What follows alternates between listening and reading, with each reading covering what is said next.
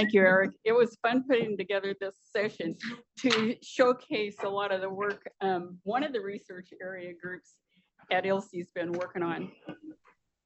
So my talk is the framework for developing predictive equations for bioavailability of nutrients and bioactives. Here are my disclosures.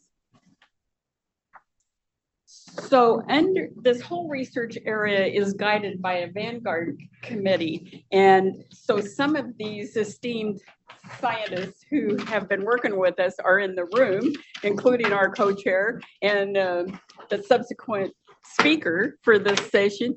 And our idea is, how can we take nutrient recommendations or recommendations for bioactives that are coming behind and make them more translatable. So it could be from globally harmonized nutrients, or it could be from a country or region specific.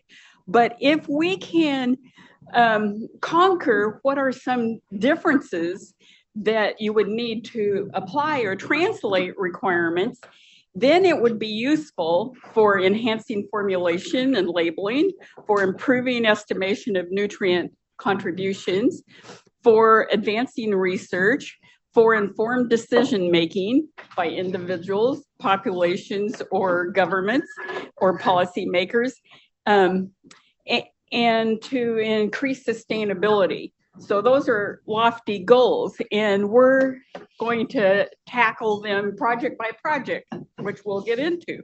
But our overall interest in this is, you've known for a long time that there are micronutrient deficiencies globally, especially for some.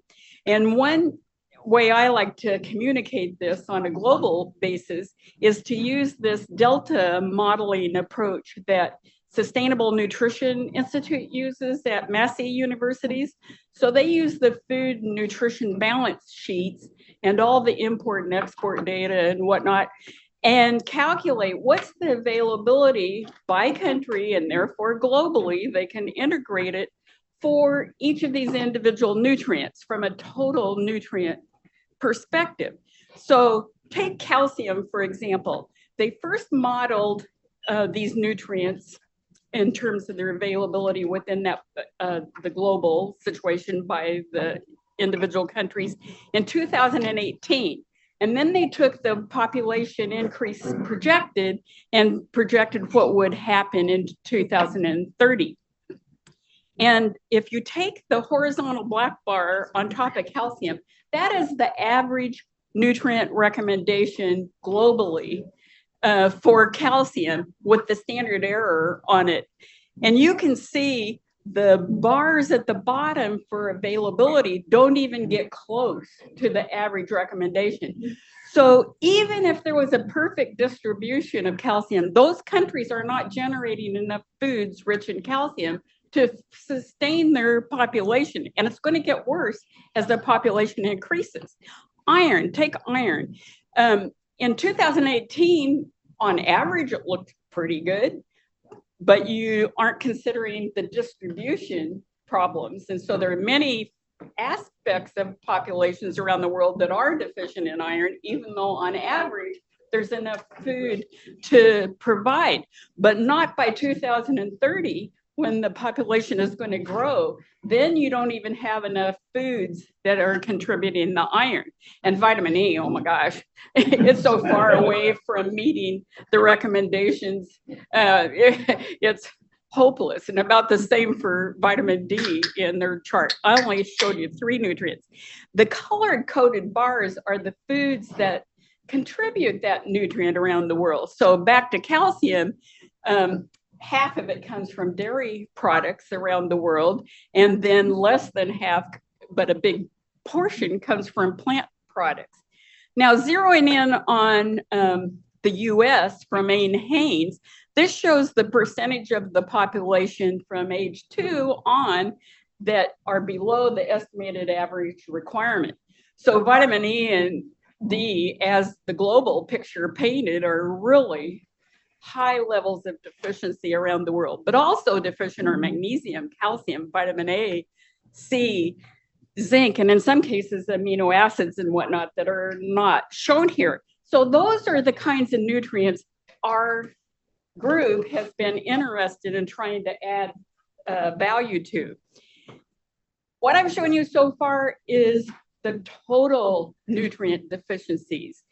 But then you have to consider bioavailability if you really want to know what the nutritional contribution of the food supply is.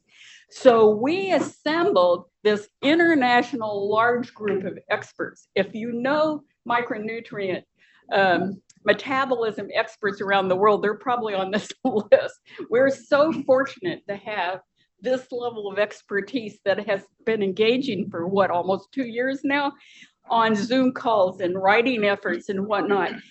And the goal for this first project here was to develop a framework for how do you go about predicting absorption bioavailability equations for micronutrients, proteins, amino acids, and bioactives. So these experts represent a whole range of nutrients. So we're not just thinking of them for minerals or vitamins or whatever. This is a group that has laid out a process that all subsequent working groups and panels can follow. So how we conceived of this is what happens when you ingest your meal or a food. The first thing that nutrient or bioactive encounters is, can it get freed from the food in order to be absorbed across the epithelium of the gut into the blood? And that's bioaccessibility. So that is one element. Then how much gets across the gut barrier into the blood? And most of the methods we describe in our paper end up with that as the ultimate goal, is absorption, because that's what the current technology is able to measure. Now, for some nutrients, it'd be really great to go on to bioefficacy. In other words, conversion into the active form that's utilizable. But we pretty much don't have the methods to really get at that at this point. So we have aspirations in there. And here's kind of the framework for how we thought about developing bioactive algorithms. You take the total amount of the nutrient or bioactive in the food. That's the starting point, is the dose, the load. And it could be the individual food, or it could be a meal, or if it didn't have to be co-ingested, it could be the diet of the day. And you take the total amount, you consider nutrient absorption inhibitors in that food or meal, nutrient absorption enhancers, and any bioconversion that's happening on the way through the gut to get to the blood. And that's the amount that's absorbed. And it has been a lot of potential applications that we'll talk about later. So this is how we're thinking about these nutrients. And I want to say that we focused exclusively our thinking on the factors intrinsic to the food. We want to be able to put this information on a nutrient label or in planning population strategies without knowing anything about the host that's going to eat it. So we do have algorithms in the literature, a few for iron, for example, but they are largely focused on what is the iron status of the host that determines absorption. You can't put that on a food label. So we wanted to do it independently. So here's our framework in steps. And the paper that summarizes all this work is, as soon as we get the last of the disclosures, we're ready to spit. This paper is ready. And so you see the steps that we've outlined. Step one, to identify the factors that would influence absorption or bioavailability. And then step two is to do a literature search for all of the studies that are relevant, with humans being a priority. Step three is to model it somehow, and this paper, this framework paper, goes through all the methods for how you can manipulate the data to get at a predictive algorithm, and then you have the algorithm or the equation, and then validate it where possible. Now, some nutrients, we're going to be lucky enough to have a database to develop the equation. We aspire, so a little bit of aspirational work in the paper, aspire to be able to validate it, to which it should be for rigorous science. So the first nutrient we've taken through this whole process is calcium. And it actually was done in the reverse order. We did calcium and published it, and then used that as a stepping stone for developing the framework, if in full transparency. Well, guess why we studied calcium? You heard the introduction. That's been my area of research for many decades. So it was natural for me to spend all of COVID assembling a database on all these studies on calcium. And I showed you already, calcium intakes for most of the world is inadequate. Calcium requirements should be adjusted for availability, as well as many other nutrients, but we've lacked an algorithm to be able to do that. We've had crude ideas that milk and dairy products don't have inhibitors, so it's going to be better absorbed from milk than it is from spinach that's high in oxalate. I did the study to prove that, where an intrinsically labeled cow's milk with a stable isotope of calcium and a whole lot of plants, the one that's shown is spinach, where we grew the plants hydroponically and incorporated the label as it was growing, and fed at the same load. Then calcium from milk was 10 times more bioavailable, absorbable than the calcium from the spinach that was almost exclusively completely bound up with the oxalic acid. So we wanted to take all of that kind of database and put them together so we could develop a predictive equation. So the model for calcium, then, if you use the framework model in reverse, put calcium in it, then what we know about calcium is the total calcium in the consumed food, or the per serving basis, plus the two main inhibitors are oxalic acid and phytic acid. So you have to know that about the food to give you what is the bioavailable amount of calcium. So I created the database, and the slide couldn't hold all the data. So this is just a sampling of the data. But the kind of database we built was looking at calcium load in a serving and the oxalate load, the phytate load of those foods in the study. And here's the key, and we put this in the framework. You have to have in the same study and the same people a referent comparison. So we used milk or calcium carbonate because they're pretty equivalent as the reference. If we found a study that didn't have a referent, they might, like a classic one I talked about in the paper, found an excellent study that looked at high phytate and low phytate corn through genetic modification of corn. And it found a wonderful difference due to the phytate level inhibiting calcium. But the mean absorption for both of them were way off the scale from the people studied in this database. So we couldn't incorporate them. There was nothing to ground them to account for all of those intrinsic variables that can influence absorption that we're not going to consider. So to model this database, if you look at A, we modeled just on calcium load in the beginning. So you see that line that models that doesn't fit all those data that well. You know, calcium load explains a lot, but not everything. The one B at the bottom added phytate and oxalate levels into the model. Now the line, a little squiggly, fits quite well what the observed calcium bioavailability was. So we developed this formula then from the model that we published last year in Journal of Nutrition. And now to get to the next ILSI work of how we're applying this with the example of calcium first, but everything that comes later can go through the same sort of process. We'll have paved the way. So the translation of having that algorithm is been done in partnership with the Nutrient Institute, which has expertise to model lots of database and map things to it.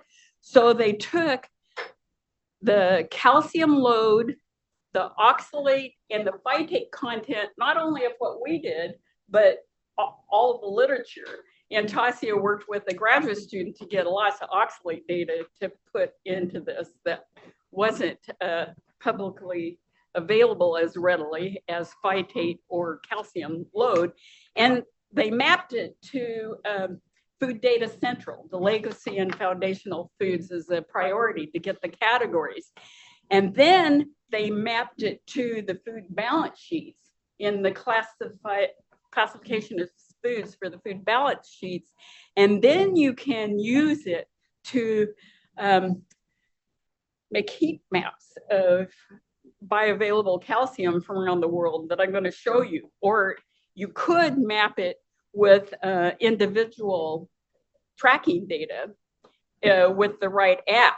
So this shows you by category, taking the Food Data Central, and we have like lots of tables of all the individual foods, but this shows you in red the mean total food and or bioavailable food, and in blue the total food.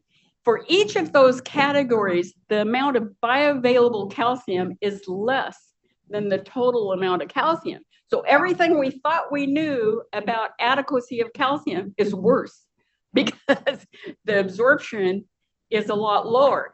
And if you take dairy products at the top, it's influenced by calcium load in the products. But when you start adding phytate and oxalate in higher amounts than calcium, like you would in the pulses and legumes, then it's a lot lower. So dairy has the highest amount of either total or bioavailable calcium compared to the other classifications.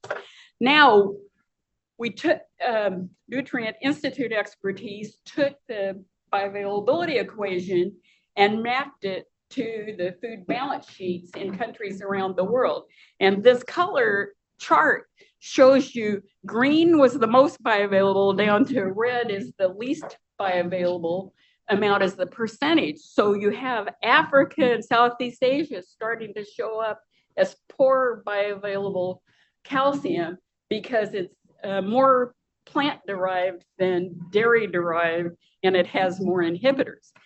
Now, you apply that bioavailability algorithm to the food balance sheets that consider the domestic supply and production adjusted for imports and exports, and you get this colored map again. So total calcium at the top is mostly greenish, suggesting not too bad until you apply the bioavailability algorithm on the bottom.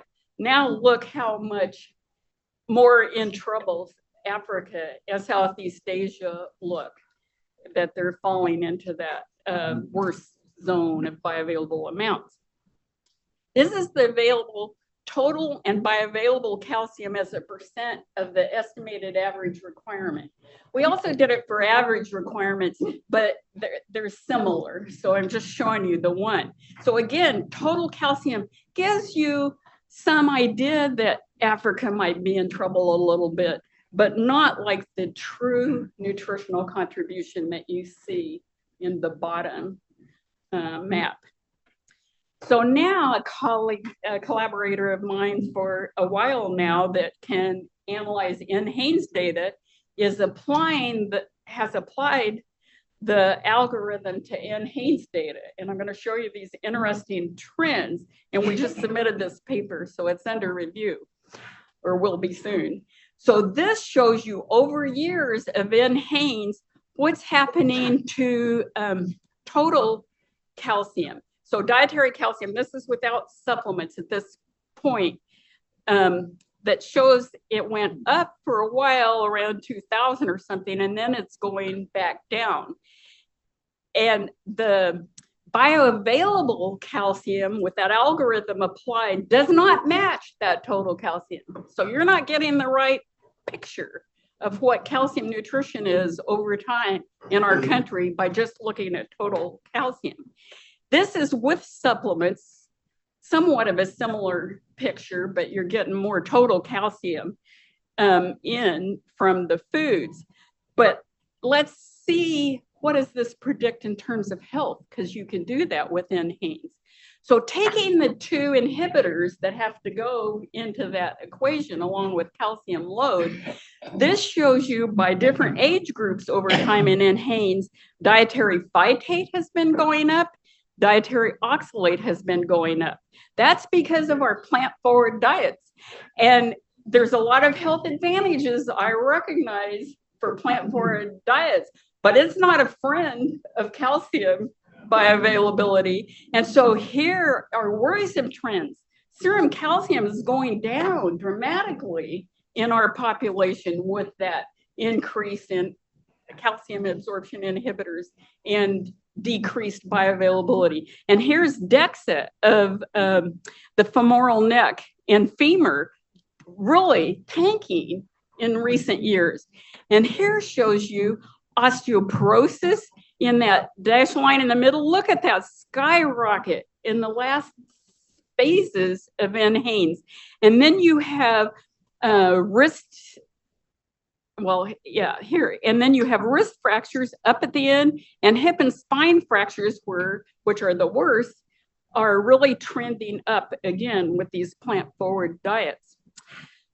So where do we go from here? We go with other micronutrients to do the same thing we've done with calcium. We've convened the working group for iron, and you're going to hear next about why we should look at iron from Michael.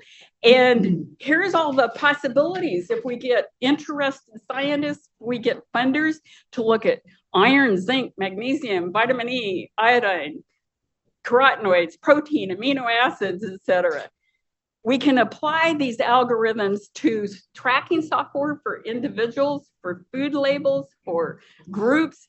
We can help with formulation of foods, this information with case studies for strategic planning for countries, for supplementation. I think we can make a lot of difference with these LC working groups. Thank you.